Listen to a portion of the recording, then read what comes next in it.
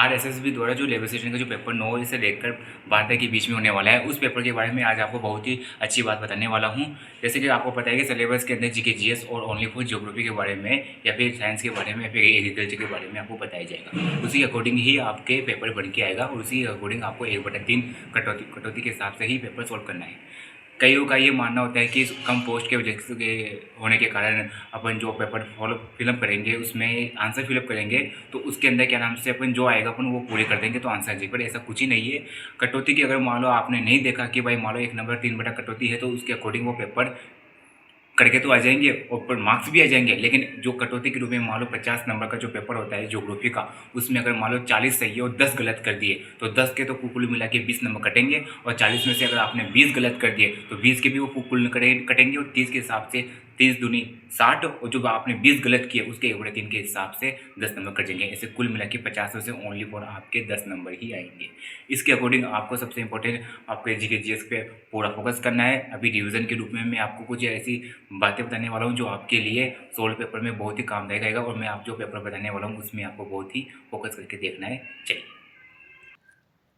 ये इसका solve paper है और इसे सोल्व पेपर में मैं आपको बताने वाला हूँ कि सबसे इंपॉर्टेंट चीज़ें क्या है। सबसे पहले तो ये है राजस्थान के माई परियोजना से लाभान्वित होने वाला। उसके बाद में फिर राजस्थान में निम्न से रबी की फसल कौन सी है, ये बेसिक चीज़ें जैसे राष्ट्रीय सरसों अनुसंधान केंद्र। उसके बाद में पशुधन गणना 2019 के अनुसार। उसके बाद में निम्न में से कौन सी एक मीठे पानी की झील है, निम्न में से कौन सी नदी सांभर का झील है। ये 2 साल पहले का पेपर है जब मैं सेकेंड ईयर में था, जब मैंने ये दिया था।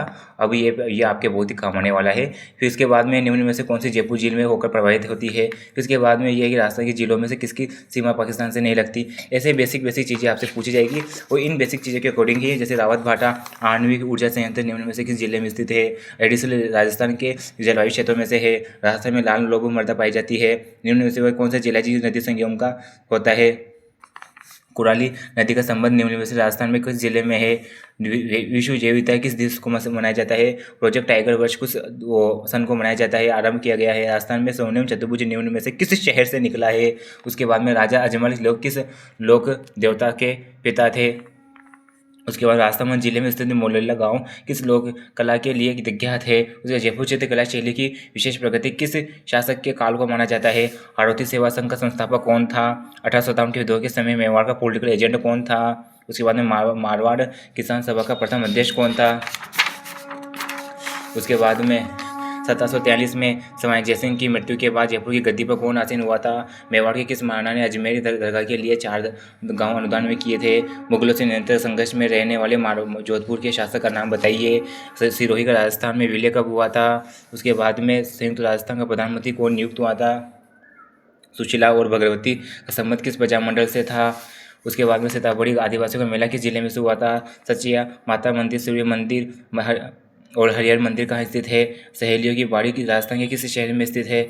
ऐसे कई आपके ऑप्शन हैं जो आपको साइड में रूप में मिलेंगे और यही आपकी जो OMR की जो मार्कशीट है ये इसमें काम में आएगी। इसमें आपको OMR की मार्कशीट में एकदम फिलअप करना है और यहाँ पे आपके रोल नंबर, यहाँ पे आपकी प्रश्न पुस्तिका नंबर और यहाँ पे आपके साइन और यहाँ पे आपका नेम, यहाँ पे आपकी परीक्षा डेट और यहाँ पे आप प्रश्न पुस्तिका। बल्कि लेकिन ये मत भरने देना भाई, क्योंकि ये यदि अभ्यर्थी नकल करेगा तो इसे दोषी गलती से भर देगा ना मजाक में, तो भाई पूरा अच्छा पेपर पूरे में से पूरे नंबर आए तो भी खराब हो जाएगा। इसके बाद में आपकी ये जो ज्योग्राफी है उसके अकॉर्डिंग ही पेपर भी बन गया है। जैसे कि भारत में मरु विकास कार्यक्रम कब शुरू हुआ था वो। उसके बाद में जैसे कि वायुमंडल में पड़े जिसके कारण पृथ्वी के रेडियो संचार संभव हुआ था। तो इस तरह के पेपर बन के आएगा जो आपके लिए बहुत ही इम्पोर्टेंट है।